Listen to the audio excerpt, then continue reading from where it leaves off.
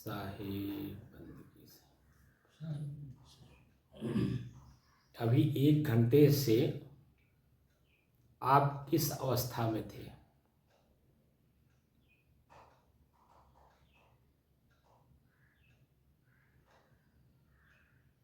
शांति में थे साहब।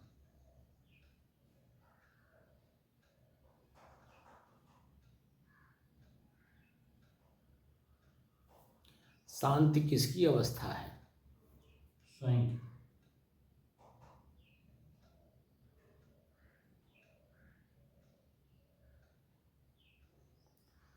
स्वयं में जब स्वयं की स्थिति शांत की बनती है तो उसे क्या कहते हैं?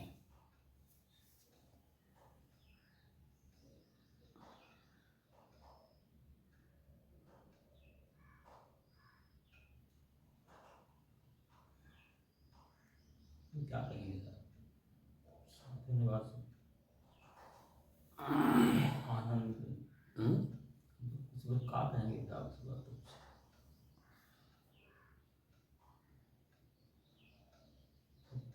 अच्छा बहुत लगता है।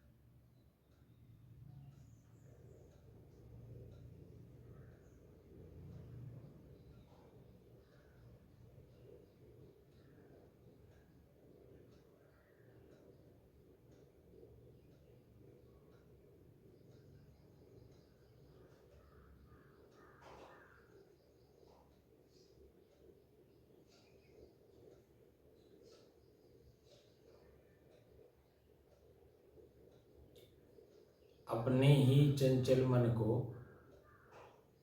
अपने ही बस में करके एकाग्रता, स्थिरता एवं स्वयं अपने आप में शांति का अनुभव करने के बाद स्वयं मैं कौन हूँ को जानने की दृष्टि से साधना करते करते आज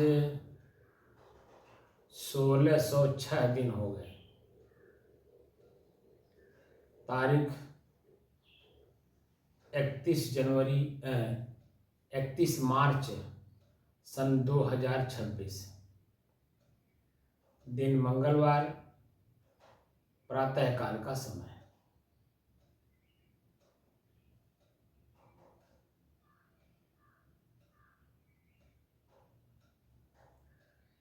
गोस्वामी तुलसीदास जी के कथनानुसार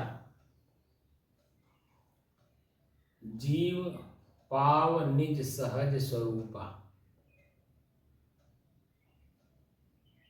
जीव पाव निज सहज स्वरूपा। 4 साल के कठिन परिश्रम से, श्रम तो है ही है पर विशेषण लगाया, ठीक है ना जी। 4 साल के कठिन परिश्रम से ठंडी गर्मी, भूख प्यास, मान अपमान, निंदा स्तुति सब कुछ सहन करते हुए एक लक्ष्य से काम करते हुए अब जो 4 साल की अवस्था मतलब 4 साल का जो समय व्यतीत हुआ, इसमें जो सहज रूप में आप अपने आप को प्राप्त कर लिए और अगर इसे अभ्यास मेरे साथ ना किए होते तो जीवन भर कदापि नहीं प्राप्त कर पाते, क्योंकि अपना ही मन अपने ही साथ धोखा कब करता कोई पता नहीं, जैसे अन्य साधकों के साथ करता है। पूरे विश्व में जितने साधक हैं जो परिपक्व संत गुरुओं के सानिध्य में रह करके अपने आप को जानने की कोशिश करता है कि मैं कौन हूं, निश्चित है कि वह थोड़े ही समय में अपने आप को जान लेता है। अन्यथा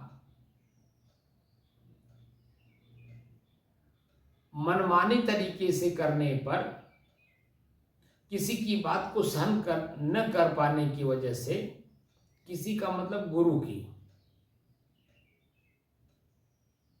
जैसे कहावत है, घर में हुआ खटपट चल बाबा के मठ पर, बाबा बतावे काम बनता बंदा रमते राम।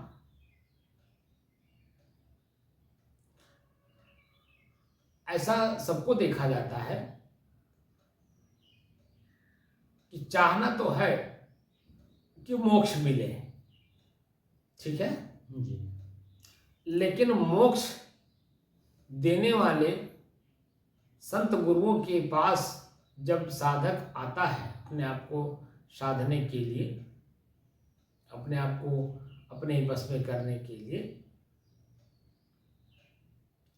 तो जब शरीर है तो भूख लगेगा ही, प्यास लगेगा ही, ठंडी गर्मी लगेगा तो वस्त्र चाहिए ही।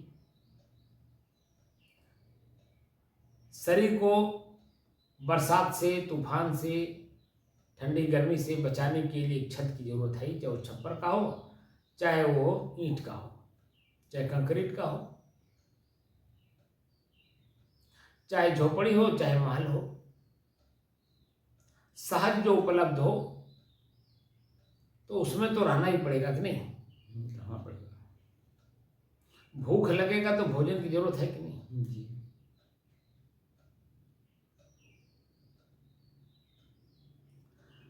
जब हम लोगों के सानिध्य में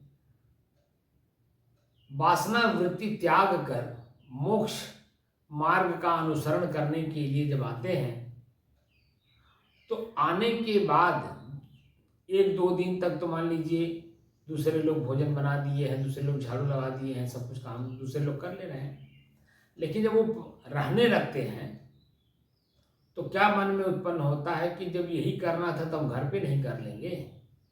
झाड़ू लगाना है, बर्तन मांजना है, भोजन बनाना है, जो चावल दाल है या सब्जी है, दाल है, उसकी अमनिया करना है, अपना ही वो कपड़ा धोना है। बात समझे? जब ये मोटी मोटी चीजों को देखते हैं तो मन में क्या उत्पन्न होता है? अरे यही सब करना होता तो जब हम घर पे नहीं कर लेते, घर अब तो इससे अच्छा सुख सुविधा बा। अब ये कौन कह रहा है? आपकी आदतें हैं जो मन के रूप में आपके अंदर में भरा पड़ा है। अब आदत सुधारोगे नहीं तो धीरे धीरे धीरे जो आपके मन की गति अपने सहज अवस्था से असहज अवस्था बना रखा है, जिसे तनाव मिल रहा है, अशांति मिल रही है, चंचलता मिल रहा है, दुख मिल रहा है, पीड़ा मिल रहा है, पश्चाताप हो रहा है, आत्मग्लानि हो रहा है, उससे मुक्ति कैसे मिलेगा आप बताओ?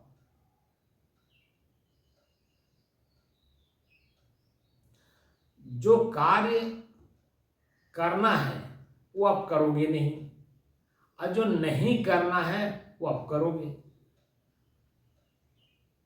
जैसे आपका अपना शरीर है ना, तो शरीर के लिए भोजन कौन देगा? कोई दूसरा देगा? जब देगा तो जब वो कर्जदार बनाएगा कि नहीं आपको?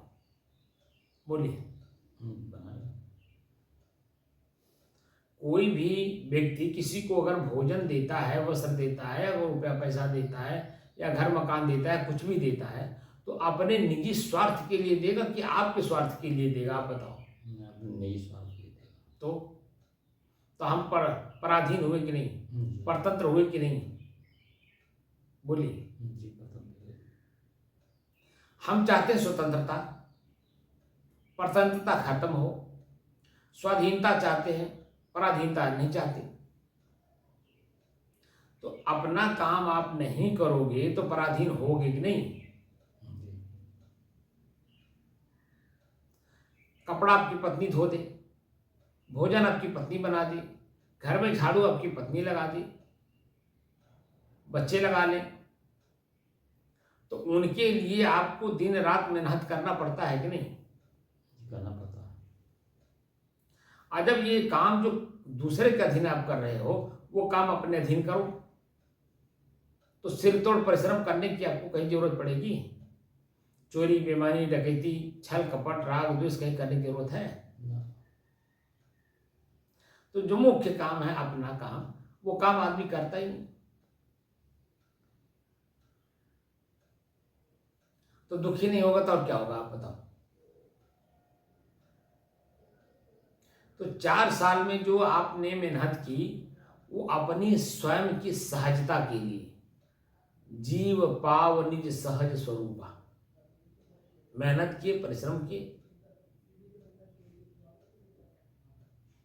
तो जीव यानी आप स्वयं अपने सहज स्वरूप में प्रवेश करने में या उसमें 2-4 घंटे स्थित रहने में कामयाबी हासिल किए कि नहीं?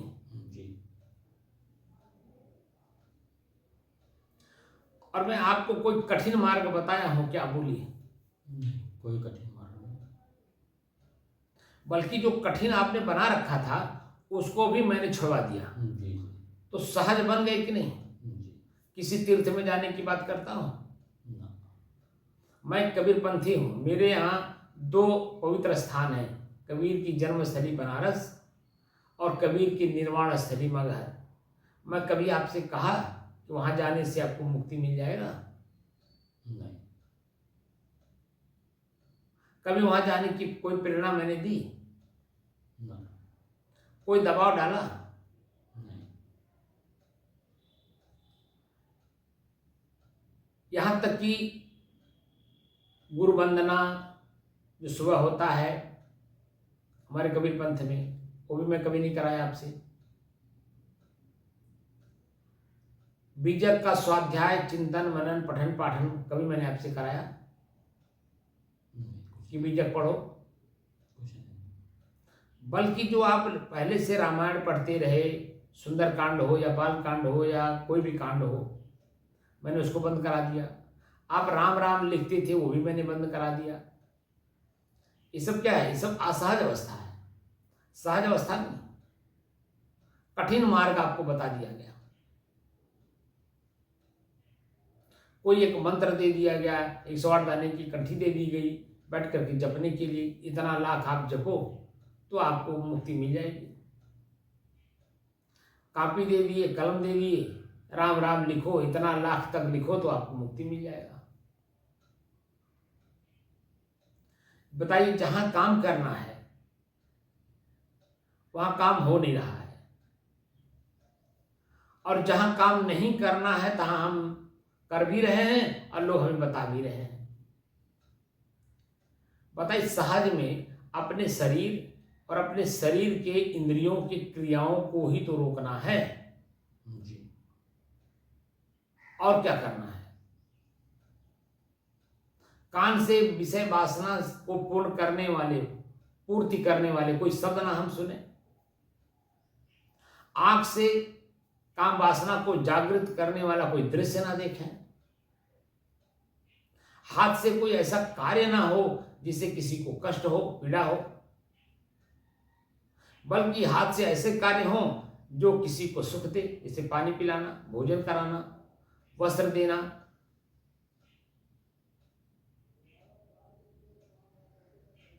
पैर से कोई ऐसा कार्य ना हो जहां चल करके हमें अपने आप में ही आत्मग्लानि हो, जैसे दारू की दुकान, जैसे मांस का दुकान, जैसे मछली की दुकान।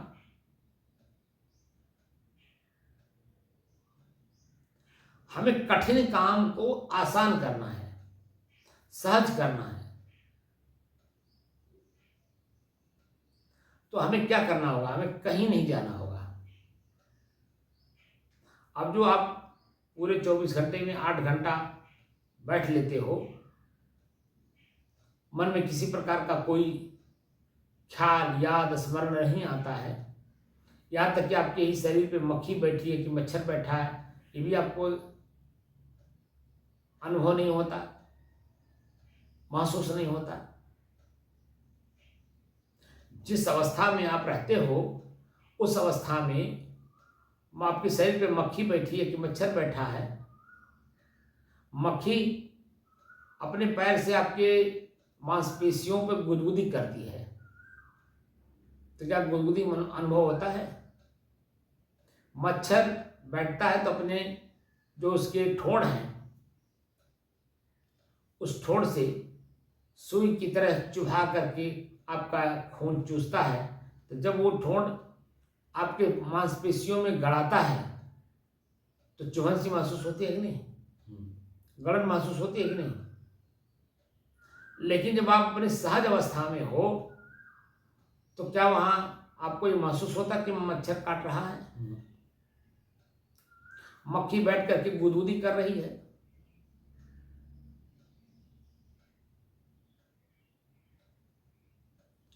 तो अपने ही शरीर और शरीर के अंगों यानी इंद्रियों के क्रियाओं से आपने अपने को मुक्त किया, तब यह अवस्था बनी। क्योंकि मन भी इंद्रिय है, प्रकृति का है ना मन, तो वो भी एक इंद्रिय है। वो हमेशा चैतन्य रहता अपने विषय को पाने के लिए। अब आप अपने मन के ऊपर हावी हो कि ये अपना विषय प्राप्त न करने पाए, ये और मजबूत न होने पाए, ये इसको और कमजोर करना है, न कि और मजबूत करना है। तो कमजोर करने के लिए हमें तुलनात्मक अध्ययन करना होता है। क्या करना होता है? तुलनात्मक अध्ययन करना होता है। और तुलनात्मक अध्ययन वह होता है जो हमें प्राप्त हुआ उसका, और जो प्राप्त नहीं है, प्राप्त करने के लिए जो प्रेरणा देता है उसका, दोनों का कंपैरिजन करिए।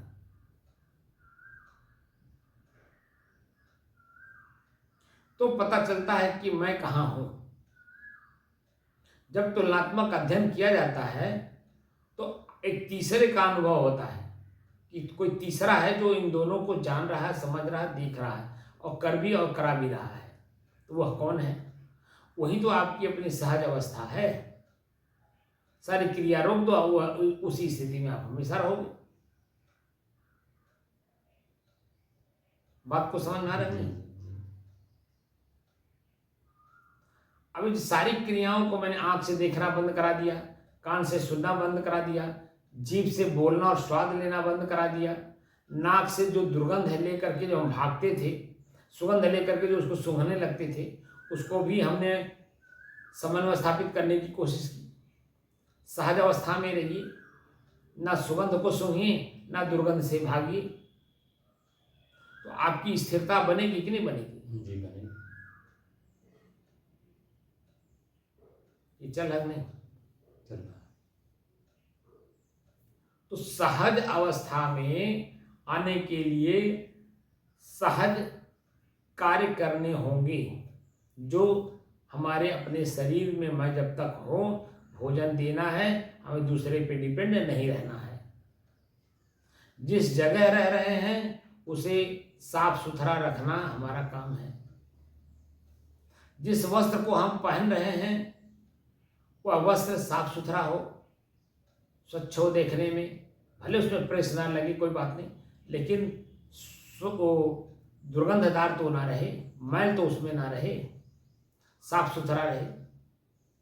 ये काम कौन करेगा?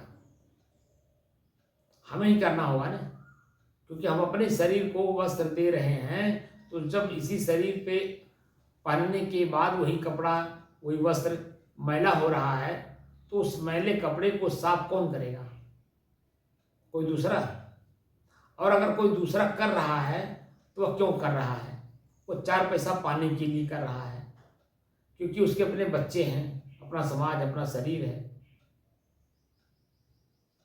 उसको मजबूत बनाने के लिए, स्वस्थ करने के लिए, और आप उसे फ्री में काम कराओगे तो उसके कर्जदार होगे कि नहीं? उससे अच्छा है कि अपने हाथ का सदुपयोग करो, वस्त्र अपने धो लो, झाड़ू अपने लगा लो, भोजन अपने बना लो, सामानों की अमनी अपने स्वयं कर लो, तो ये आपके हाथ का सदुपयोग होगा। बात समझ रहे कि नहीं? जी जी ठीक है। तो आपका काम, अपना काम कोई दूसरा करके देगा तो आप उसके कर्जदार होते जाएंगे कि नहीं? तो क्या करते हैं, जो मैं मठों पे देखा हूँ उनकी बात कर रहा हूँ, कि वो थोड़े ही समय में फिर घर पे जाने की प्रेरणा जागृत कर लेते हैं और चले भी जाते हैं। तो जाने के बाद क्या सहज अवस्था रह जाती है? और सिर तोड़ परिश्रम करना पड़ता है, लोगों की और ताने सुनने पड़ते हैं। आई देखा हो सधुआए गई धन है, तरह तरह की भाषा का सुनना पड़ता है कि नहीं? जी लोग कमेंट करते हैं कि नहीं? करते हैं। तो आपका मन और उद्वेगित होता है कि नहीं? जी होगा ही। तो चंचलता और बढ़ेगी कि घटेगी? बढ़ेगी।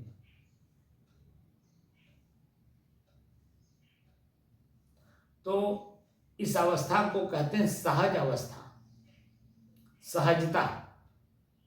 ठीक है, जी आज मैंने उसी पे कुछ लेख लिखा है, तो बता दे रहा हूं आपको कि सहज कैसे सहज होता है।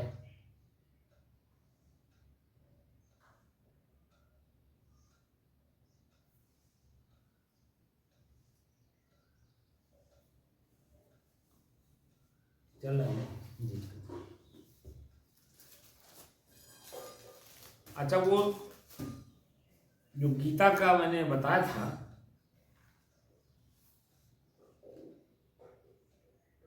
वो समझ में आया कि नहीं?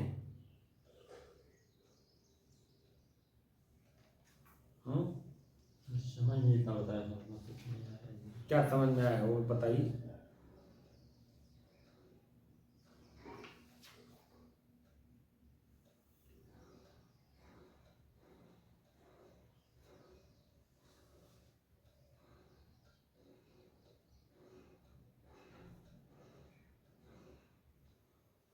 कौन सा अध्याय कहा था, श्लोक कौन सी थी? अध्याय 3 के 56 बताया गया था। हम्म? अध्याय 3 के 56 36 36 56 36 और 56 बताया गया 56। 56 इसमें है, ये नहीं है तो कैसे 56 बता देंगे? था। 36 था।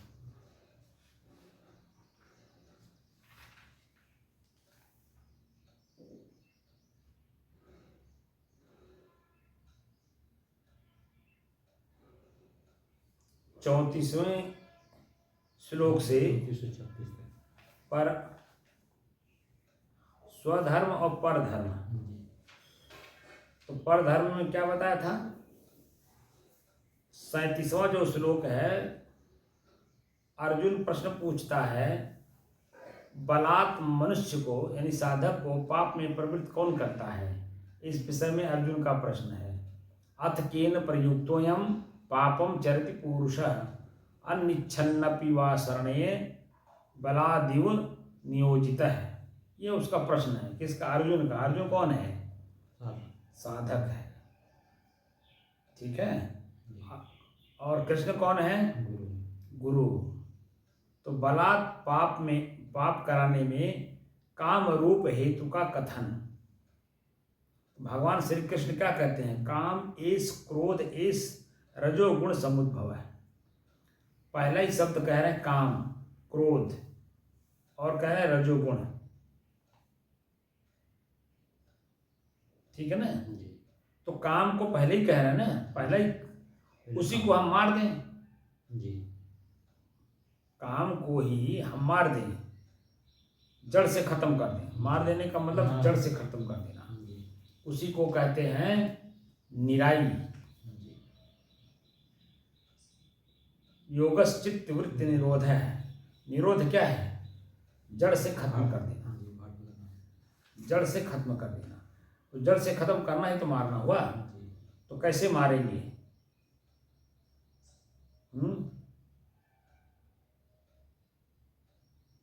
कैसे काम को मारेंगे? काम को ही पढ़ना होगा। जी, कैसे पढ़ना होगा? दृष्टा दृश्य के अभ्यास में। जैसे आपने श्वास को पढ़ा जी, दृष्टा दृश्य के अभ्यास में, वैसे ही काम को हमें पढ़ना होगा दृष्टा दृश्य के अभ्यास से। जी, जब काम यानी इंद्रिय मेरे से अलग है, और इंद्रिय किससे जुड़ा है? शरीर से। शरीर किससे अलग है? हमसे। जी, मैं शरीर से अलग हूँ कि नहीं? जी, बिल्कुल। तो जब मैं अपने को शरीर और शरीर के इंद्रियों से अपने को अलग करूंगा, तब तो पढ़ पाऊंगा। जी, तो ऐसे पढ़ लेंगे। नहीं, अलग करेंगे तभी जानकारी होगी।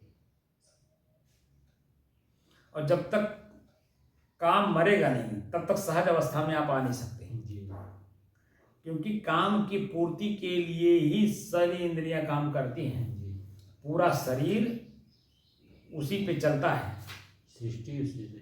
सृष्टि उसी से है।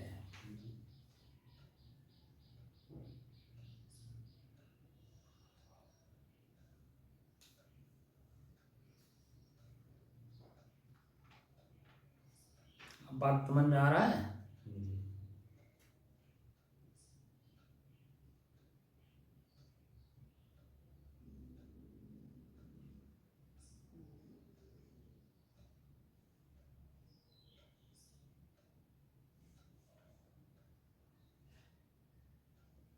मार डालने की बात देखिए गीता में भी आया है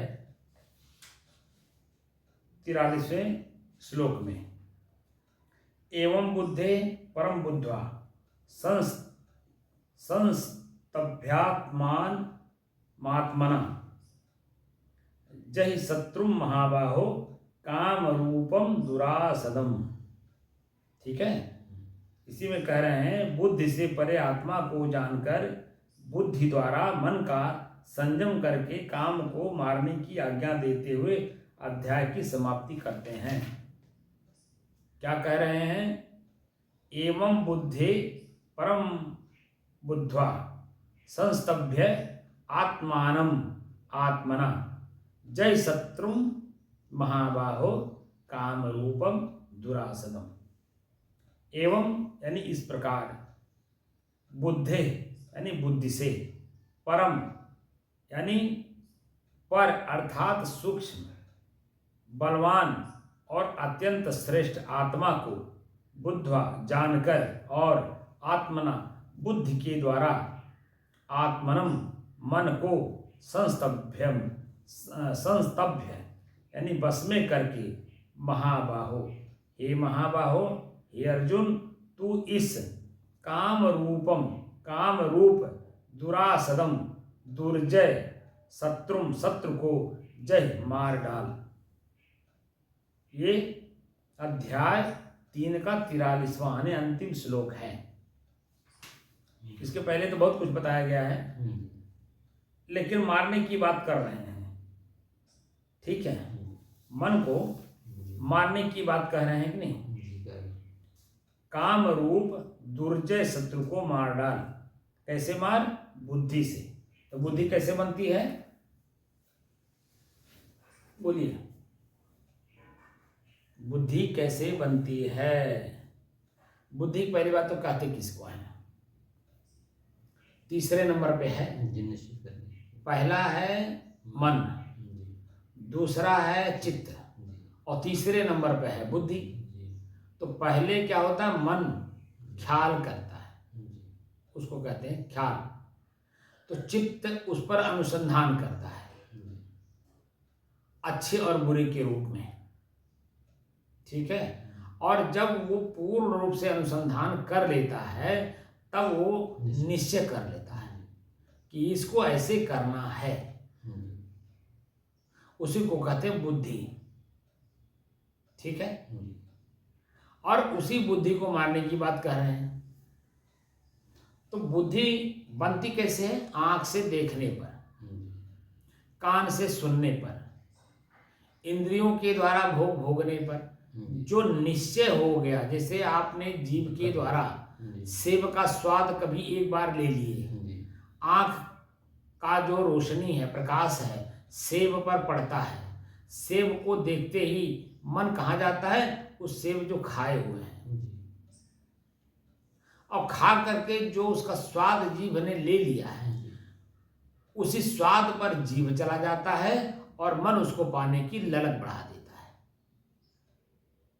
अगर पैसे हैं तो आप खरीद के खा लेंगे तो ईमानदारी होगी, लेकिन अगर आपके पास पैसे नहीं हैं और सेब को देखने के बाद सेब का जो स्वाद है वो जीभ पर लार के रूप में आके बैठ गया स्वाद लेने के लिए, तो उसके लिए आप क्या कर लेंगे?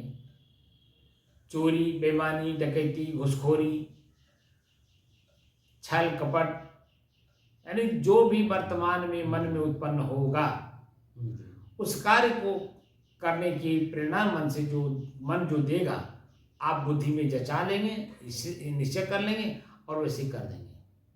तो यहाँ मैंने एग्जाम्पल दिया जीभ का, स्वाद उसका सेब का, मूल अर्थ है आपके शिश्नेंद्री का।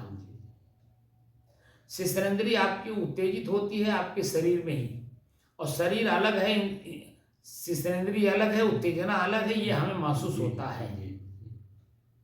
ज्ञान नहीं भी है तो भी ऐसा होता है, तब हम करते हैं और हम मन में भाव रख करके ही करते हैं। इधर जरा देखते रहिएगा। तो मन की जो गति है स्मरण करने की, ख्याल करने की, वो पहला ख्याल होता है शरीर के ऊपरी हिस्से को देखने से।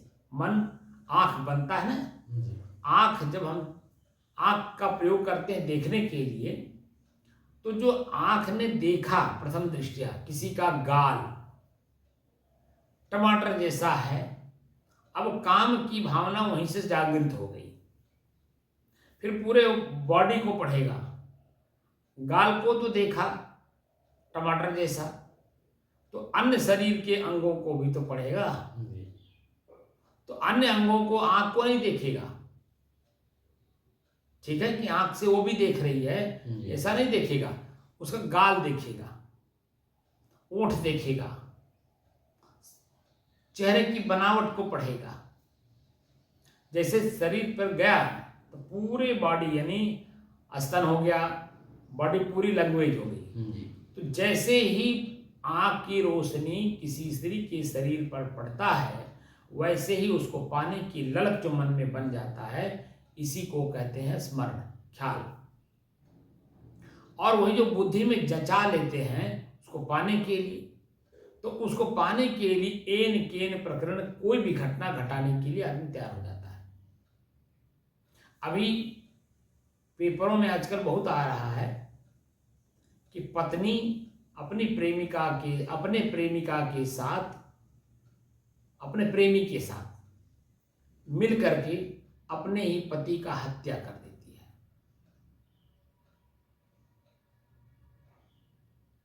बात समझ रहे हैं?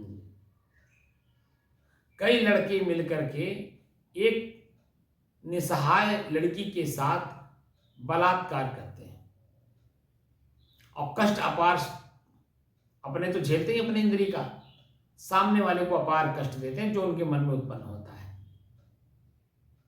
तो कैसी कैसी घटनाएं आप समाज में देख रहे हैं कि मतलब उस शरीर के अंग को ही नष्ट करने में लग जाते हैं, इतना क्रोध उत्पन्न हो जाता है। तो जो ये वृत्तियां, मन की वृत्ति एक काम को पूर्ण करने के लिए, काम वासना की पूर्ति के लिए जो निश्चय कर लिया, वही बुद्धि बन गई। अब बुद्धि से ही बुद्धि को मारना है, तो कैसे मारेंगे? बुद्धि से ही बुद्धि को मारना है। जैसे जब हम ऊपरी हिस्से को पढ़ते हैं तो काम वासना जागृत होता है, उसको पाने की ललक पड़ती है। लेकिन जब हम ऊपरी हिस्से के जगह पे भीतरी हिस्से को पढ़ने लगते हैं तो काम वासना वहीं शांत हो जाता है। मन में घृणा पैदा हुआ, काम को पूर्ति के लिए उस शरीर को पाने का जो ललक है वो मिट जाता है। कैसे? जैसे गाल को देखा ऊपरी हिस्से पर तो टमाटर की तरह चमक रहा है, लाली लाली लालिमा लेकर के। हम जैसे ही फिर वो बुद्धि बन गई, आंख ने देखा गाल को ऊपरी हिस्से पर चमक है, लालिमा है टमाटर जैसा, ये भी बुद्धि ही है। देखते ही बुद्धि बन जाती है, क्योंकि मन बना तो मन ही जो निश्चय कर लेता तो बुद्धि बन जाती है, वो सूक्ष्म है। और जैसे ही आप उसके इस चमड़े के नीचे चले गए, कि चमड़े ऊपर से तो चमड़ा है, लालिमा दिखा रहा है, ठीक, लेकिन इसके पर्दे के पीछे है क्या? तब आप पढ़ोगे कि मांस है, खून है, पीप है, हड्डी है, दुर्गंध है। जैसे ही मन के द्वारा इस तरह से आपने चिंतन करने के लिए प्रेरणा दी, वैसे ही जो उसको पाने की ललक है वो घृणा पैदा करके उससे भागेगा। पाने की जो ललक है वो घट जाएगा, तुरंत घट जाएगा। और हमारे शरीर के अंदर में जो उत्तेजना जागृत हो रही थी, वो उत्तेजना शिथिल हो जाएगी।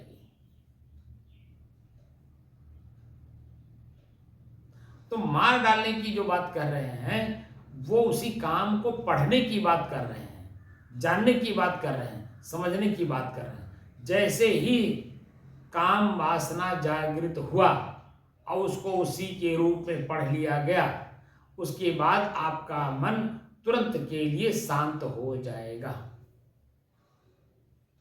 और वो शांत तब तक रहेगा जब तक पुनः आपका आंख किसी टमाटर जैसे गाल पर पड़ने के पहले तक। फिर दोबारा जैसे ही गाल टमाटर जैसा देखा, फिर वही भाव जगेगा। पहला प्रथम दृष्टिया वही जगता है, उसको पाने की ललक वाली। लेकिन जब हम पढ़ने लगते हैं तो उसकी ललक खत्म हो जाती, तो शांत होने लगता है। और ये प्रक्रिया अनवरत चलती है। बात समझे? अनवरत चलने पर ही हम उससे सहज अपने आप को बचा ले जाते हैं। क्योंकि मैं अलग हूं, आंख अलग है, आंख की रोशनी अलग है, आंख के रोशनी के जिस दृश्य पर पड़ रहा है वो दृश्य भी अलग है। तो हम स्टेप स्टेप पर फिर चिंतन करने लगते हैं। संत क्या है? जब तक वो अपने ही इस काम वासना को अपने ही बस में करके सहज में न रह रहे हों, वो संत कहलाने लायक है ही नहीं। बात को समझे? तो वो हर चीज को तोड़ते हैं, विचार करते हैं, और उसी विचार से अपने शरीर को अपने बस में करके अंतिम अवस्था मृत्यु तक एक रूप में, एक भाव में लेकर के चलते हैं। और उसी से बचने के लिए दूसरे को भी प्रेरणा देते रहते हैं, क्योंकि वो आध्यात्मिक है। तो अध्यात्म की ही चर्चा करेंगे, और अध्यात्म का चर्चा ये है कि मैं हूं कौन। क्या मैं ये गाल हूं टमाटर जैसा, या ये ऊपर का चमड़ा हूं मैं, या इसके भीतर का मांस हूं मैं, या इसके भीतर का जो खून है क्या वो मैं हूं? क्या मैं पीव हूं? क्या मैं हड्डी हूं? बोलिए। क्या जो मांस का टुकड़ा शरीर है, क्या ये मैं हूं?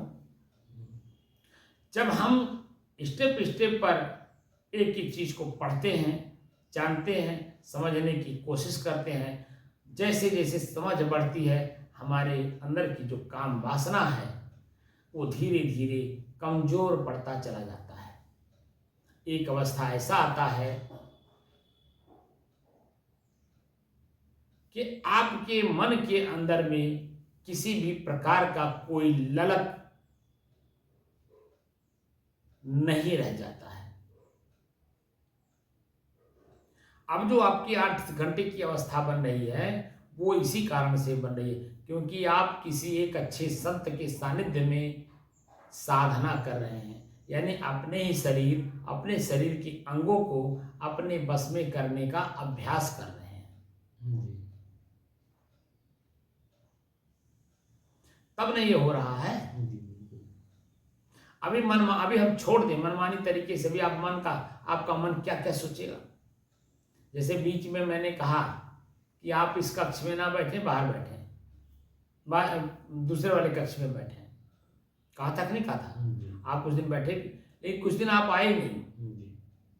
तो आए क्यों नहीं?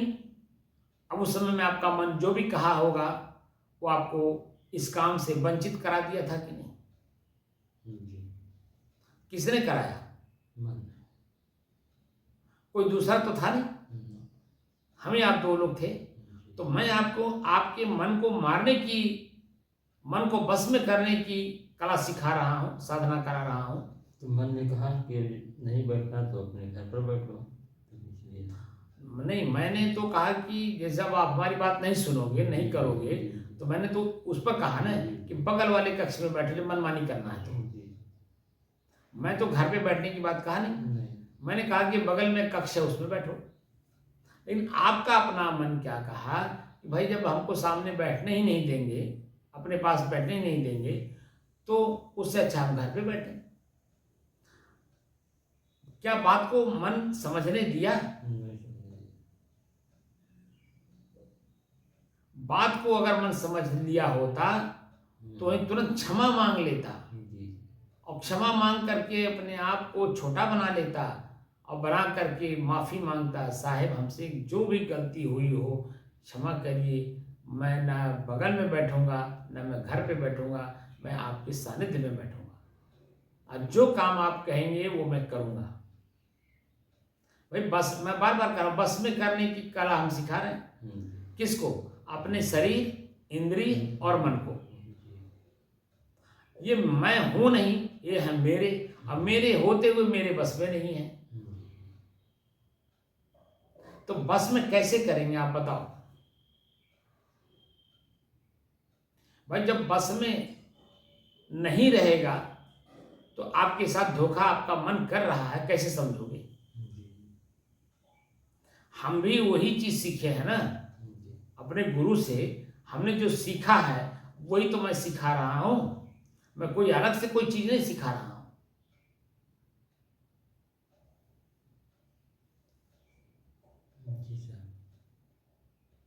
हमारे ऋषियों ने जो बताया, हमारे गुरु जी ने सीखा। अब गुरु जी ने हमको जो सिखाया वो मैं आपको सिखा रहा हूं। और अभी आप देख रहे हैं गीता में स्पष्ट लिखा है, काम को मारो, काम ही प्रमुख। और उस प्रमुख को, जैसे लड़ाइयां जब होती हैं, राजा जब तक पकड़ में नहीं आता तब तक लड़ाई चलती है। राजा पकड़ में आ गया, लड़ाई बंद। तो राजा कौन है यहाँ पर? काम। काम को अपने बस में कर लो, सारे जो उसके सैनिक हैं वो सब आपके बस में हो जाएंगे। आप अलग अलग एक एक करके सबको मारोगे और जो मुख्य है उसको नहीं मारोगे तो वो जो करते हो, फिर वो जैसे वो एक भागवत में कहानी आती है,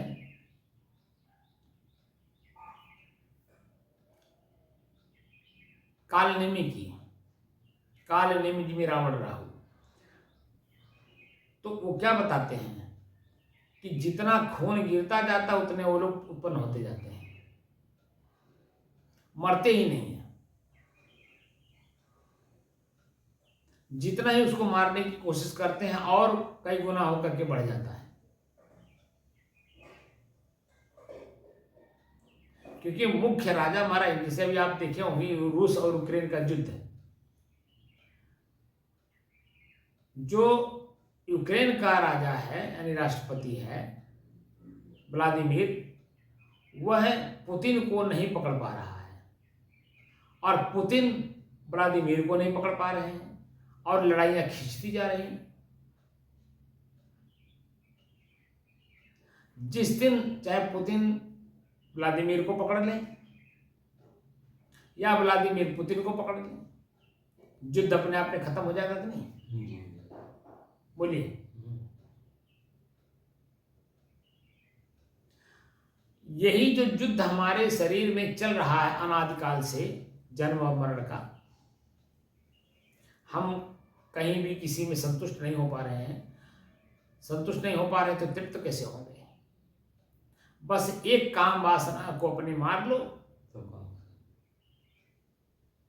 सारी इच्छाएं खत्म। आपका जो सहज अवस्था है, जो सहज आप हो, उसमें स्थिति बनाने में कामयाबी हासिल होगी।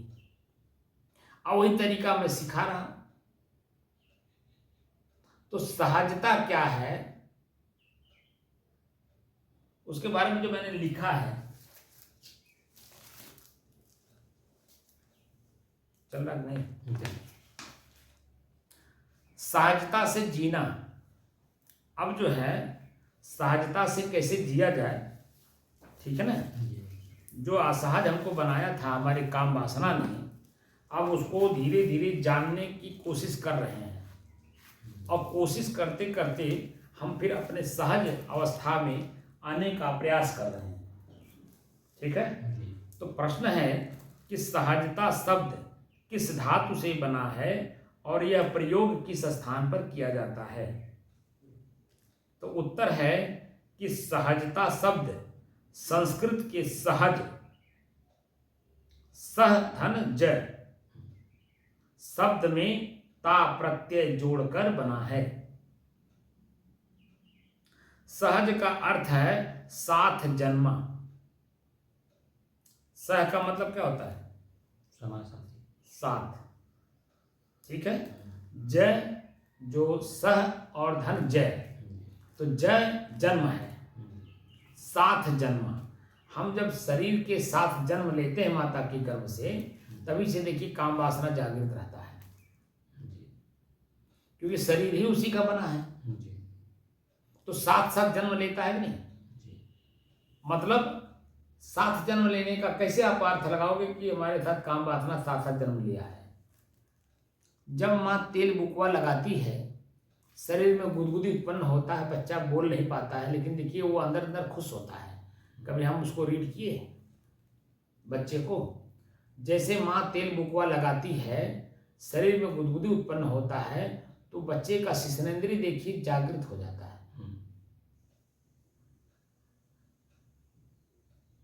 अब जो कि वो कर्म नहीं कर सकता, कर्म करने लायक अभी शिश्नेंद्रिय है नहीं, मजबूत नहीं है, लेकिन जागृत हुआ कि नहीं ये पहले बताइए। जागृत हो गया ना, जो कि उसके बारे में कुछ जानता नहीं वो, लेकिन जागृत हुआ, उत्तेजित हुआ, ये तो हमारा आंख देख रहा है, तो स्पष्ट हो गया ना, साथ साथ जन्म लेता है। तो सहज का मतलब हुआ साथ जन्मा या स्वाभाविक। इस शरीर में हम जब तक रहेंगे तब तक भूख स्वाभाविक लगेगा, प्यास स्वाभाविक लगेगा, नींद स्वाभाविक लगेगा, तो काम वासना भी तो स्वाभाविक जगेगा। बोलिए, क्योंकि वो मेरे साथ जन्म लिया है, इस शरीर के साथ ही जन्म लिया है ना, तो स्वाभाविक हो गया कि नहीं? यह शब्द किसी कार्य की सरलता, सुगमता या स्वाभाविक अवस्था को दर्शाने के लिए संज्ञा के रूप में व्यवहार में प्रयोग किया जाता है ना? क्योंकि सहज में जन्म लिया है साथ में, अब साथ में जन्म लिया है तो स्वाभाविक है। अब स्वाभाविक जो जन्म लेता है साथ में, वो तो कितना पीड़ादायक होता है, ये तो आपने 80 साल की इस अवस्था में आपने देखा होगा कि जब शिश्नेंद्रिय की उत्तेजना जागृत होती है, मन को भ्रमित कर देता है कि नहीं? मन, चित्त, बुद्धि सबको भ्रमित कर देता है, पूरा शरीर को भी अस्वस्थ कर देता है, उसी तरफ खींचता है ना।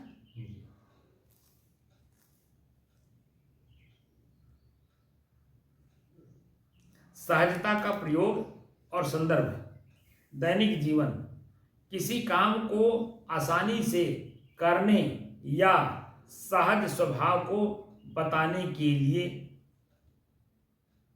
नंबर 2, भावनात्मक अवस्था, मन की शांति या निश्चल अवस्था के लिए।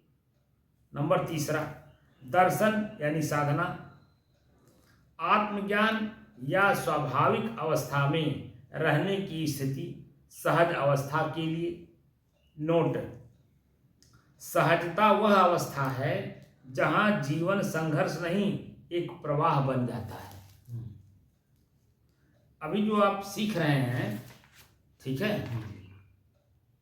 अपने ही इंद्रियों को अपने बस में करने की कला सीख रहे हैं, तो अभी असहज लग रहा है क्योंकि उसी में घुले मिले हुए हैं, तो वो सहज लग रहा है।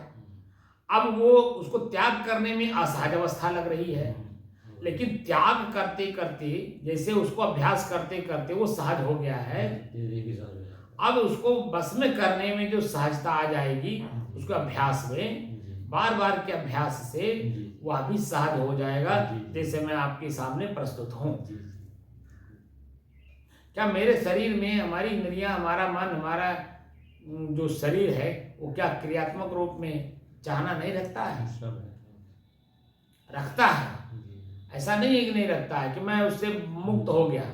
जब तक मैं शरीर में रहूंगा तब तक मैं मुक्त हो ही नहीं सकता। ये कब कहां कैसे जागृत हो जाएगा, क्या करवा देगा, हमें नहीं मालूम। कोशिश कर रहा हूं कि ये हमारे बस में रहे। तो 20 साल की अवस्था, जो कि उस समय में मैंने कोई क्रिया मन से न सोचा, न मुंह से बोला, न इंद्री से किया, ठीक, 20 साल की अवस्था तक। और 20 साल की अवस्था के बाद जब साधु जीवन में आया तो उधर तो मैं ABCD कुछ जानता ही नहीं था। अब यहाँ जब साधु जीवन में आया तो साधु साधु क्यों है, ये हमें उत्तर मिलने लगा कि साधु आप बन रहे हो, साधु अभी हो नहीं। तो साधु बनने के लिए क्या क्या करना होता है? तो अपने आँख को अपने बस में रखो, अपने हाथ को अपने बस में रखो, अपने पैर को अपने बस में रखो, अपने कान को अपने बस में रखो, अपने जीभ को अपने बस में रखो, अपने नाक को अपने बस में रखो। और अंत में ये भी बताया गया कि अपनी शिश्नेंद्री को भी अपने बस में रखो। जब बस में करने की कला सीख जाओगे, सहज हो जाएगा, तो यही आपके लिए अमृत का काम करेंगे। तब पश्चाताप, आत्मग्लानि, दुख, पीड़ा, ये सब कुछ नहीं देंगे। तब क्या रहेगा? परम आनंद की अनुभूति रहेगा। परम आनंद की अनुभूति कैसे होता है? परम माने श्रेष्ठ, आनंद की अनुभूति, जो शरीर में वीर्य शक्ति जब तक रहती है तब तक देखिए आनंद और सुख दोनों रहता है। जैसे ही वीर्य शक्ति हमारे शरीर से हमारे सामने बाहर निकल जाता है, वैसे हमारा शरीर खोया हो जाता है, अस्वस्थ हो जाता है। जो जोश, जो उत्तेजना हमारे शरीर में थी, वो सब नष्ट हो गया। शिथिल हो गई हमारी इंद्रियां, शिथिल हो गया हमारा शरीर, हमारी मांसपेशियां, हमारे मन की गति, सब कुछ स्लो हो गया। क्योंकि जो शरीर की वास्तविक शक्ति थी, वीर्य शक्ति, उसको हमने नष्ट कर दिया। तब क्या होता है? आत्मग्लानि होता है, पीड़ा होता है, शरीर पीड़ित होता है, शरीर रोगी भी हो जाता है। बार बार के करने से शरीर रोगी भी हो जाता है, क्योंकि मन रोगी है, इसलिए शरीर को भी रोगी करके छोड़ेगा। जो सुरती नहीं खाता, तो सुरती खाने वाला दोस्त जब तक सुरती न खाने वाले दोस्त को सुरती सिखा नहीं देगा, तब तक वो मानेगा ही नहीं। और जब सिखा लेगा तब मान जाएगा, तब उसके मन में शांति आ जाएगी कि चलो कम से कम हमारे पास जब नहीं रहेगा तो ये तो ला करके खिलाएगा। अब जो आदत है, अभ्यास है, क्या है? आदत। जो सुरती खा रहा है वो आदती है, और जो सुरती नहीं खा रहा है वो आदती नहीं है। तो आदती व्यक्ति न आदत को स्वीकार न करने वाले व्यक्ति को वह बार बार के शब्दों से बोल करके और यहाँ तक कि उसको सुरती खिला के ही मानता है। जब उसको सुरती पहली बार खिलाता है तो देखिए वो खाने वाला बेहोश हो जाता है। ये मांसपेशियां सुरती खाने के लिए नहीं बनी है, कोई उत्तेजक पदार्थ खाने के लिए नहीं बनी है। जैसे ही इस पे पाती हैं वैसे तुरंत आपको बेहोश कर देते हैं पहली बार में। लेकिन जब इसी को बार बार आप खाने लगते हैं तो आदत में आ जाता है, तो आपका चित्त वृत्तियां अपने में खींच लेता है, आपको अपना काम करने नहीं देता। ये सब की ये कहानी है। तो हमें करना क्या चाहिए, उस सुरती से हम अपने आप को बचाएं। जितना ही बचा ले जाएंगे, जैसे मैंने चाय छोड़ना शुरू किया जब, तो चाय छूट नहीं रहा था, लेकिन मैं जब कमर कस लिया कि नहीं छोड़ना ही है, भले साल भर लग गया लेकिन छोड़ दिया कि नहीं छोड़ दिया। आज कई साल हो गए जो चाय की तरफ अब ताकने का मन नहीं करता, तो बल्कि ये कहता है ये कैसी चाय पी रहे हैं।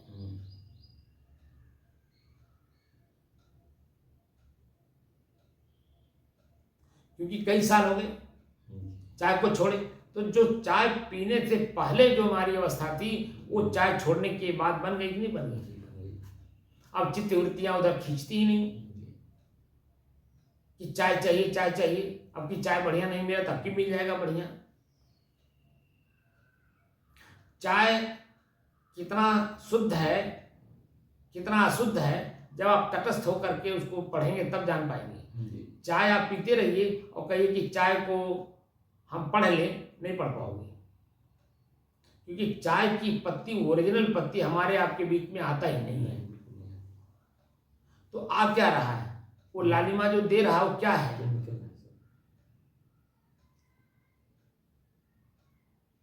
अरे और अध्ययन करेंगे तो और कुछ मिलेगा,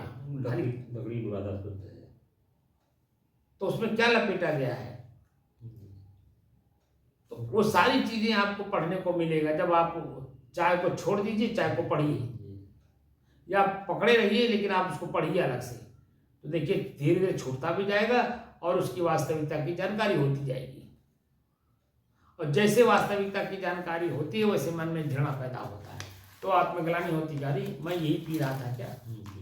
तो मैंने अपने शरीर को खुद रोगी बना लिया। बात समझ रहे, ये चलना बंद हो गया। तो मन की गति को पकड़ने के लिए मन से ही चिंतन करना होता है। आंख ने देखा मन बना, पाने की ललक बढ़ी। अब उसके लिए आप जैसा वर्तमान स्थिति रहता है बुद्धि को भ्रमित कर देता है, जैसा स्थिति वर्तमान की रहती है वैसा करवा देता है।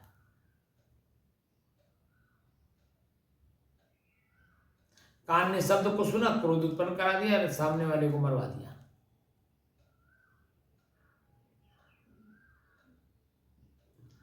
तरह तरह की घटनाएं हमारे शरीर और इंद्रियां ही कराती हैं, और हम ही इसमें बैठ करके उसको देखते रहते हैं, और देखते देखते क्या है उसका परिणाम भोगते रहते हैं दुख और पीड़ा में।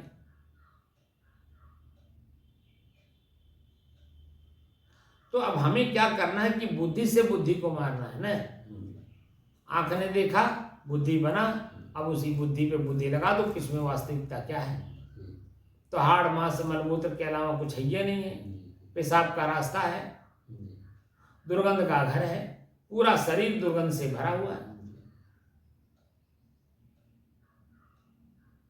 हम उसको पढ़ते नहीं, जानने की कोशिश नहीं करते, और भोगों को भोगने में दिन रात एक किए हुए हैं। और उसी भोगों को काम को भोगने के लिए हम नाना प्रकार के कर्म अच्छे भी करते हैं और नाना प्रकार के कर्म हम बुरे भी करते हैं। तो जो काम वासना की पूर्ति के लिए काम करता है वो गलतियां ज्यादा करता है, और जो काम की निवृत्ति का मार्ग अपनाता है वो थोड़ा सा खाली कष्ट सहता है, लेकिन अनंत काल के लिए वो सुख देने जैसा प्रथम दृष्टिया महसूस करता है। तो निश्चित है कि धीरे धीरे करके वो अपनी सारी वासनाओं को मार देता है बुद्धि से ही बुद्धि को मार देता है, और फिर बुद्धि जो हमें जैसी होती है वही सहज अवस्था है। समझे ना। तो सहज सहजता से जीना। अब जो मन को बस में करके 4 घंटा 6 घंटा जो बैठने का आदत अब बन गई, ये सहज हो गया।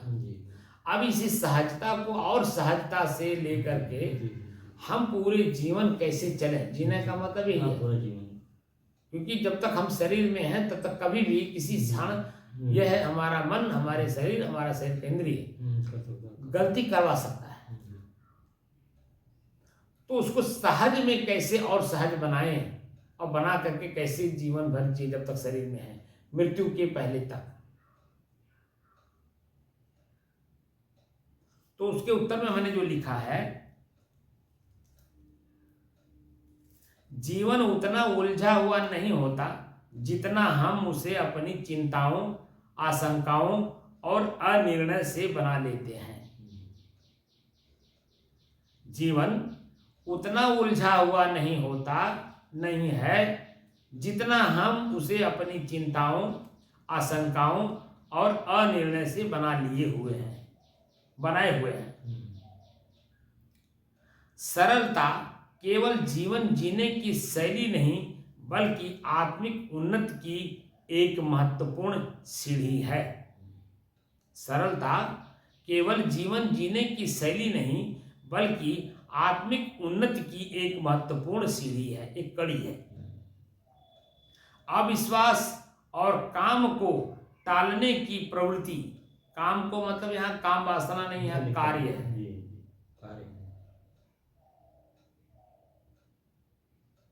अविश्वास और कार्य को टालने की प्रवृत्ति साधक को भीतर से कमजोर बना देता है। परिणाम स्वरूप वह शांति और संतोष से दूर हो जाता है। जबकि जीवन की सच्चाई यह है कि जो काम यानी जो कार्य सहजता से, विश्वास के साथ और समय पर किया जाए वह न केवल सफल होता है बल्कि मन को भी हल्का और संतुलित बना लेता है। समझ में आ रहा है? हल्का ही नहीं बल्कि संतुलित भी बना लेता है। सरलता का अर्थ यह नहीं है कि जीवन में संघर्ष नहीं होगा। संघर्ष तो जीवन की स्वाभाविक प्रक्रिया है, वही हमें मजबूत बनाता है और अनुभव भी देता है। परंतु संघर्ष को जटिलता में बदल देना हमारी भूल है। जब हम अपने मन को सकारात्मक रखते हैं तब वही संघर्ष साधना बन जाता है और वही कठिनाई आगे बढ़ने की प्रेरणा बनती है। और वही कठिनाई आगे बढ़ने की प्रेरणा बनता है। जो साधक सरलता से जीते हुए अपने कार्यों के प्रति समर्पित रहता है वही साधक धीरे धीरे असाधारण उपलब्धियों की ओर बढ़ता चला जाता है। असाधारण उपलब्धि क्या है? स्वयं में शांत रहना, जो कि सहज है लेकिन हमने खुद असाधारण बना लिया है ना, बाहर प्रवृत्ति करके।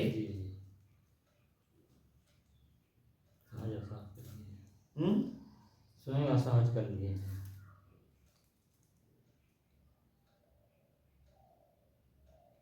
सरलता का अर्थ यह नहीं कि जीवन में संघर्ष नहीं होगा।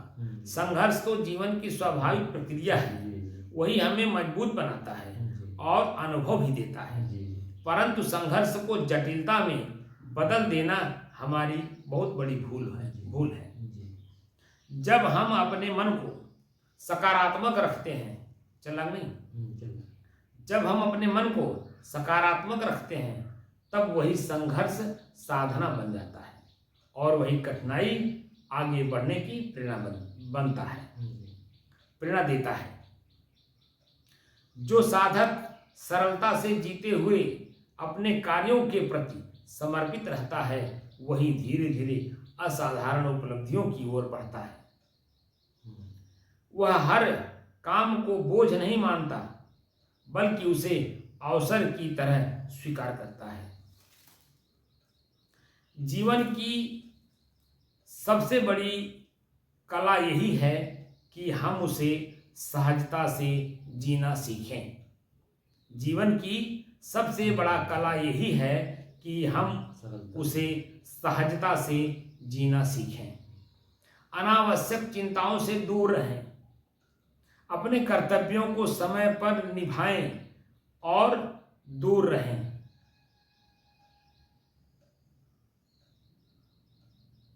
जीवन की सबसे बड़ी कला यही है कि हम उसे सहजता से जीना सीखें, अनावश्यक चिंताओं से दूर रहें, अपने कर्तव्यों को समय पर निभाएं और अपने भीतर विश्वास बनाए रखें। जब मन सरल होता है तो जीवन में स्पष्टता आती है, निर्णय सशक्त होते हैं और आत्मा में शांति का अनुभव होता है। वही सरलता धीरे धीरे आत्मिक सफलता का आधार बनता है। इसलिए आवश्यक है कि हम जीवन को कठिन बनाने के बजाय उसे सहज और सार्थक बनाने का प्रयास करें। सरलता में ही संतोष है, सरलता में ही शक्ति है और सरलता में ही वह आध्यात्मिक ऊंचाई छिपी है जो साधारण साधक को भी असाधारण साधक बना देती है, जैसे जो समाज में दिख रहे हैं। ठीक है, तो हमें करना क्या है? बस जो मेरे पास उपलब्ध है, हमारा शरीर, हमारे शरीर की इंद्रियां, इनकी क्रियाओं से अपने को मुक्त करना है। बस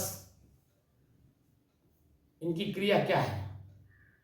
वासना की पूर्ति का जो ललक है उससे हम अपने आप को बचा लें। बाकी तो भोजन देना ही है, उचित समय पे उचित भोजन देना है, वस्त्र देना ही है,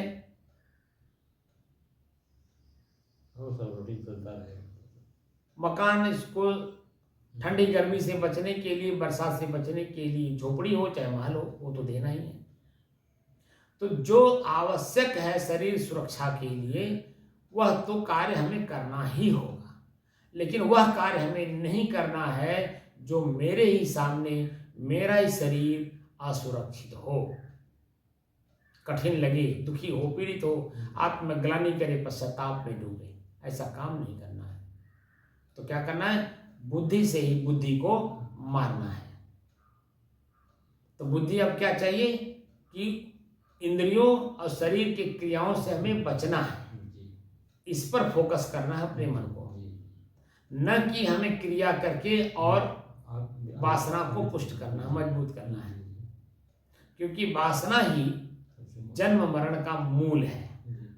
अब वासना को ही कमजोर कर दो, कमजोर करके उसे मार दो, उसके बाद आपको न जन्म लेना है, ना मृत्यु का भय लगना है, ना जन्म और मृत्यु के बीच में अनेकों प्रकार के कष्ट सहने हैं। बात समझ में आया? तो सहजता का तात्पर्य हुआ कि जो सहज है उसे सहज में प्राप्त कर लिया जाए। तो सहज क्या प्राप्त है? मैं स्वयं अपने आप में सहज रूप में प्राप्त हूं, लेकिन बाहर ढूंढ रहा हूं, इसीलिए मैं असहज हूं। अब बाहर ढूंढना बंद कर दें, भीतर ढूंढना शुरू कर दें, तो जो मेरी सहज अवस्था है, सहज स्थिति है, वो हमारी अपने आप में और मजबूत हो जाएगी। तो आवागमन से छुट्टी मिल जाएगा।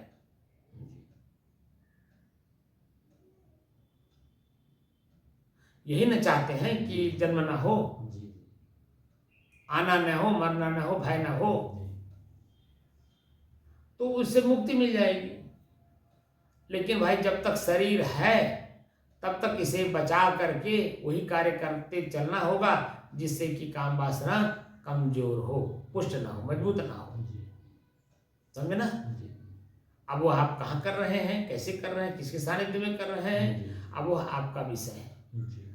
कल मैं सब्जी लेने गया, एक पुराने परिचित मिल गए, बहुत दिन के बाद मुलाकात हुई। तो वार्तालाप करते करते मैंने उनको बताया कि मैं साधना सिखा रहा हूँ। तो आश्चर्य हो गया, क्या साधना सिखा रहा है? तो मैंने उनको धीरे से कान में बोला कि वासना को कमजोर करने वाली कला सिखा रहा हूँ। बड़ा खुश हुए, कह रहे महाराज जी कब सिखाते हैं? मैंने कहा कि शाम को 2 घंटा और सवेरे 2 घंटा, और जो जिज्ञासु पूर्ण उसको जानना चाहता है उसके लिए 24 घंटा।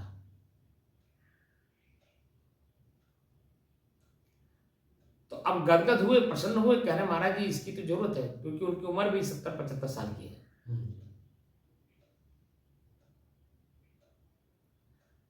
तो सहज में अपने ही वासना को अपने बस में कैसे किया जाए?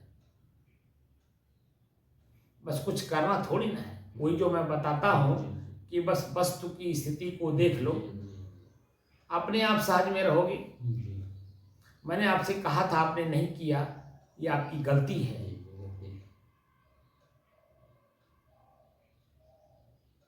दूरगामी दृष्टि तो आपके पास है नहीं कि हमको ये काम क्यों कराया जा रहा है। आपको तो ये लग रहा है कि हमारा अपमान किया जा रहा है।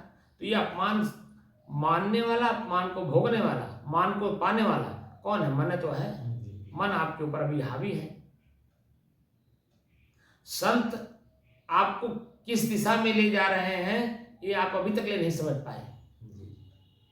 अरे संत तो कहाँ कौन ही दिशा में ले जाएंगे? आपके अपनी दिशा में, जहाँ आपको अपना स्वरूप प्राप्त हो, अपना आपा प्राप्त हो, वही हो जाओ जो आप हो। तो दिशा जब बदल रहे हैं तो दिशा बदल करके जो रास्ता चलेंगे, उस रास्ते में जो पड़ाव आएंगे उनका भोग भी तो करना होगा आपको। अब मैंने भोग करने के लिए कहा कि अपने शरीर में क्या है, एक बर्तन में निकाल के रखो, देखो उसको। मैंने खाने को तो कहा नहीं, सिर्फ देखने के लिए कहा कि शरीर में देखो क्या क्या है। अब यही आपका नाक बताएगा कि मेरे शरीर में दुर्गंध है। भाग के कहां जाओगे भाई? बाहर के दुर्गंध से भाग के कहां जाओगे जब आपका शरीर दुर्गंधदायक है, दुर्गंध देता है? बताइए कहां जाओगे भाग के? भागोगे किससे? शरीर तो, शरीर से ही तो, और शरीर ही दुर्गंध का घर है। भाग के कहां जाओगे?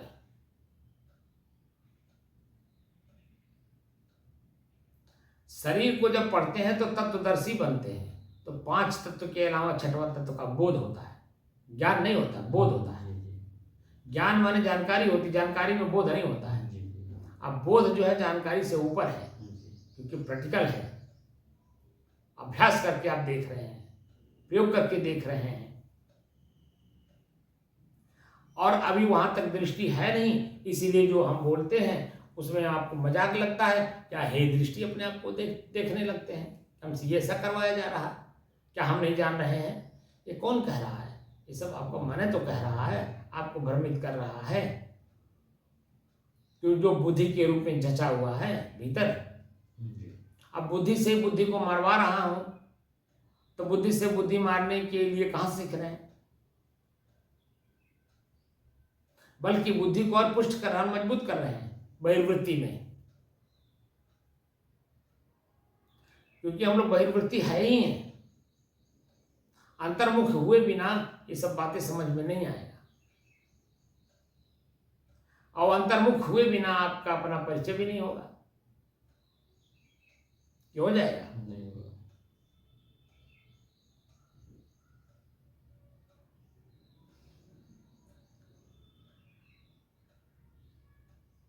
इसलिए जो बातें बताई जाएं पहले उसका प्रयोग करो, करके देखो, और फिर प्रश्न करके आप पूछो कि ऐसा आपने हमसे क्यों करवाया। तब ना उसका उत्तर मिलेगा सटीक, और तब जब उत्तर मिलेगा तो आप अपने आप में संतुष्ट नहीं, अपने आप में तृप्त हो जाएंगे। संतुष्टि का मतलब होता है पुनः चाहना है अभी, और तृप्ति का मतलब है कि चाहना खत्म हो गई।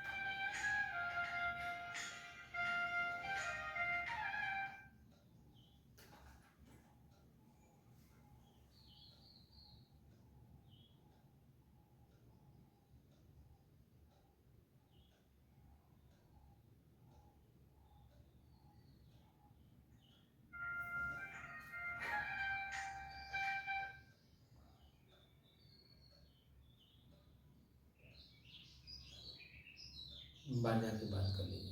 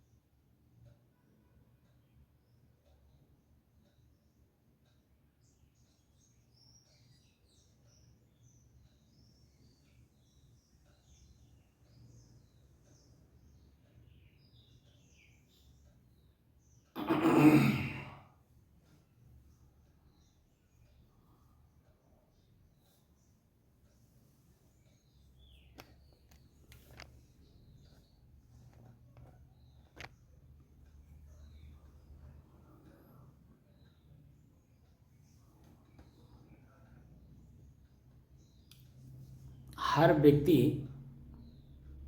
अपने आप में सहज है कि नहीं? बिल्कुल 100% सहज है। तो असहज क्यों हुआ? ये समाज में आकर के चाहना करके। चाह नहीं रहे तो सहज अवस्था में रहेगा कि नहीं रहेगा? बिल्कुल सहज ही है। तो कबीर साहब जितनी ऊंची बात कह रहे हैं कि चाह गई चिंता मिटी, तो क्या होता है? मनुआ बेपरवाह। और जिसको कछु ने चाहिए सो पति शहंशाह, वह पतियों का पति शहंशाह है। वो शहंशाह नहीं है जो राजा है दूसरे की हत्या करता अपने निजी इंद्रियों के स्वाद में। नहीं होता। समझ में आया? जी तो बता दीजिए, जो संत के सामने महाराज शब्द लगता है जी, उसी के लगता है। वो अपने आप में एकदम तृप्त है ना, जी जी न कहीं नहीं जाना है, कहीं नहीं आना है, न कोई चाहना करना है, तो अपने आप में तृप्त है। और वही तृप्ति ही पाने के लिए तो हम लोग साधना कर रहे हैं, जी सब उसी के। साध रहे हैं, अपने अपने इंद्रिय को, अपने शरीर को अपने बस में करने में लगे हुए हैं। अब हम साधना सीख लें, सिद्धि रिद्धि पा लें, ये कर लें, वो कर लें, दूसरे का भविष्य बता दें, ठीक है, तमाम बातें करने लगें, उससे क्या होगा? क्या उससे हम अपने आप में संतुष्ट रह पाएंगे? ना। बहुत भविष्य वक्ता लोग जिन्होंने बता दिए कि इतने समय में ये पृथ्वी प्रलय में आ जाएगी, प्रलय, पृथ्वी का प्रलय हो जाएगा, वो समय बीत गया, उनका शब्द का क्या औकात रह गया? नहीं, हैं? कोई नहीं रहे। कोई रह गया? तो साफ साफ है कि पृथ्वी जैसे आज है ऐसे पहले थी, और आगे भी ऐसे ही रहेगी जैसे आज दिन और रात मिलके चल रहा है। जी वो तो समय के आधार पे इच्छाओं से जो प्रबलता अपने जीवन में लाया हुआ है, वही जो है कुछ पृथ्वी को पलटने की कोशिश करता है, कोशिश करते करते अपने पलटा जाता है। बड़े बड़े धुरंधर इस पृथ्वी को पलटने के लिए आए, लेकिन कोई पलट पाया? अपने पलटा के चले गए। बात समझे कि नहीं? तो हम लोगों को पृथ्वी को पलटना नहीं है, बल्कि अपने अंदर में जो इच्छाएं हैं उसको पलट देना है। इच्छाओं को पलट दीजिए, अपने आप में संतुष्ट रहिए, तृप्त रहिए।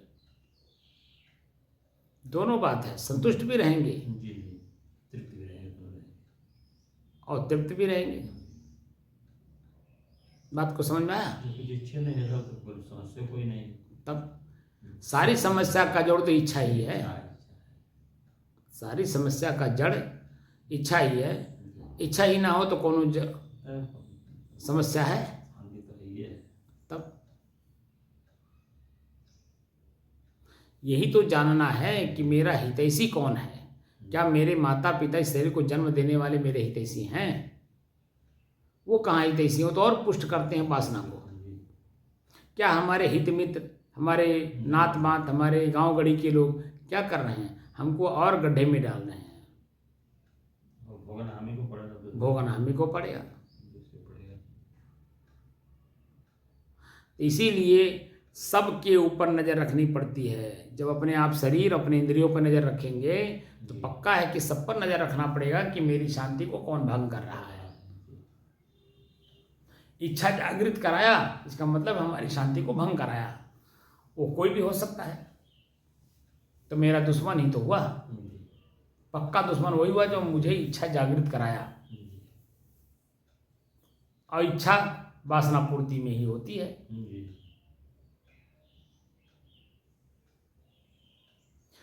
जब कोई इच्छा ही नहीं रहेगा तब क्या होगा? तब हम अपने आप में मस्त रहेंगे, संतुष्ट रहेंगे। तो हम लोगों की जो चाहना है स्वरूप स्थिति, हमारा जो उद्देश्य है वो स्वरूप स्थिति है। आपका जो उद्देश्य है, जो आपका लक्ष्य है, वो मोक्ष है। तो मोह का नाश करते जाइए, मोक्ष को देखते जाइए, मोक्ष का अनुभव करते जाइए। सुरती नहीं खाते हैं तो सुरती से उत्पन्न सुख और दुख दोनों से आप परे हैं, मुक्त है कि नहीं? तो मुक्ति किससे लेनी है? आपको अपने ही आदतों से। किस चीज़ का आदत आपने ज़्यादा बना रखी है, उसी आदत को कमजोर करते जाओ, मुक्त होते जाओ, बस। और क्या करना है? और कुछ है? और तो कुछ नहीं दिख रहा है। वो जो आदत हमने बनाई है, वो आदत ही हमारे दुख का कारण बन रहा है। आदत को कमजोर करते जाइए, लास्ट में उसे एकदम खत्म कर दीजिए। तो आँख से देखने की आदत बनी हुई है, कान से सुनने की आदत बनी हुई है, जीभ से स्वाद लेने की आदत बनी हुई है, नाक से सुगंध लेने की आदत बनी हुई है। तो शिशनेंद्रिय का भी तो आदत बना हुआ उसके कर्म करने के लिए। बस कमजोर करते जाइए। आँख से देखिए कम, कान से सुनिए कम, मुंह से स्वाद कम लीजिए, बल्कि कड़वा चीज़ें ज़्यादा खाइए ताकि जो है इसका ललक मिट जाए। बात समझ आए? जब आप आंख से देखेंगे नहीं, मन बनेगा नहीं, मन बनेगा नहीं तो शिष्णेंद्रिय का जो वासना है वो पुष्ट करेंगे नहीं, मजबूत करेंगे नहीं। क्योंकि आंख खुलता है तब जन्म इच्छा जागृत होता है। आंख हमेशा बंद रहेगा तो इच्छा जागृत नहीं होगी। बात समझ गए कि नहीं? तो जितना हो सके जो महापुरुष बताए हैं उस रास्ते का अनुसरण करें। वासना निवृत्ति का मार्ग अपने आप हमको मिलता जाएगा। हम अपने ही बुद्धि के द्वारा अपनी बुद्धि को मारते चले जाएंगे। वासना हमारे जीवन से खत्म होती चली जाएगी। अंतिम अवस्था जो मृत्यु की आएगी, मेरा जो सहज अवस्था है वही हमारा सहज अवस्था हमें अपने मोक्ष अवस्था में ले जाके खड़ा कर देगा। हम मुक्त हो जाएंगे हमेशा के लिए। तब न शरीर रहेगा, न शरीर से बांसुरी बजेगी। बात समझ रहे हैं?